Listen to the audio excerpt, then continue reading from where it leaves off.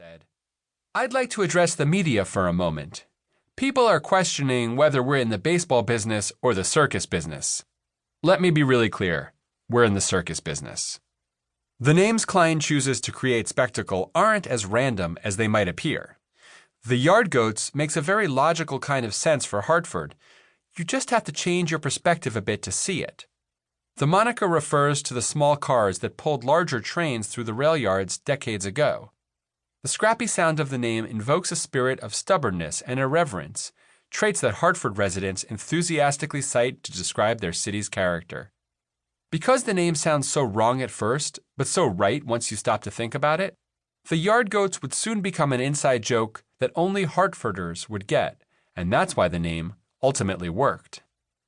Klein could have made the citizens of Hartford and his client momentarily happy with a safer team name, like the Huckleberries, the choice of Hartford Courant readers, in honor of Mark Twain's history in the city. He would have gotten the high fives and the approval we're all after, and his firm would almost certainly be struggling in a sea of sameness now. Instead, he has found a way to overcome his natural bias to seek safety and approval. In doing so, he sparked a revolution of growth in what was becoming a stagnant industry. Klein is an unsafe thinker. He chose not to freeze in the face of the rapid changes tearing minor league baseball apart. Rather, he saw the turmoil as an opportunity. He approached the problem with a spirit of courage and playfulness that he knew industry experts wouldn't accept and would thus put his reputation at risk. And in doing so, he discovered a kind of genius in the bizarre and counterintuitive form of iron pigs, flying squirrels, and yard goats. But why are there so few Jason Kleins out there? Why do a small number of individuals and organizations consistently thrive in conditions of rapid change, while so many more attain a certain level of success only to get stuck in a rut? Why do so few of us take a flexible, nimble approach to unfamiliar challenges, while the rest of us hold on to outdated or incremental solutions? Why, when the need for bold, intelligent risks becomes obvious, do we instinctively reach for safety and stability? In 2013, when I first heard about Klein, these questions were becoming urgent to the point of obsession for me. The advertising company I'd founded was on the verge of collapse. Our problem came down to our fixation on a so-called creative process that was crushing our creativity. What's worse, it was all my fault.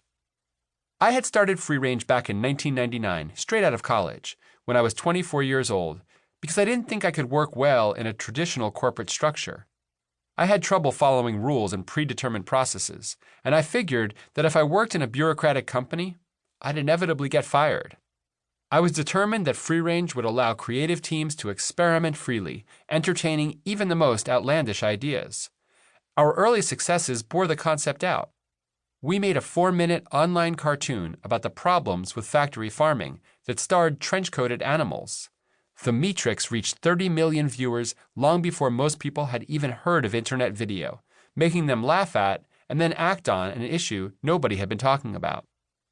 Another film, The Story of Stuff, broke all the rules of online marketing, clocking in at 20 minutes, trying to convince people that shopping just isn't the point of life. Played by teachers in thousands of classrooms across the globe, it wound up with even more viewers than The Matrix. As these wacky wins mounted, our name became synonymous with offbeat, internet-savvy ways of changing the world. We loved where we were. But as our firm grew from 2 to 40 people, so did the pressures I felt to make our successes repeatable and predictable.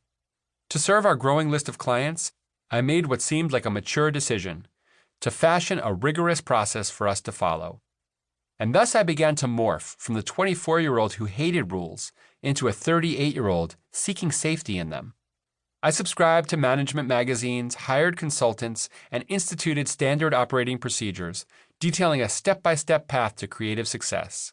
I even wrote a book about our storytelling methodology, leading to a constant stream of people seeking my expert advice. Deep down, though, I always felt uncomfortable dispensing this wisdom. I suspected I was still a student of the concepts I was now so confidently teaching. I answered questions quickly and decisively, fearing exposure of my inner uncertainty. The methods that I developed provided some needed structure to our projects, but the process I'd imposed was also starting to tear my team apart. Once joyful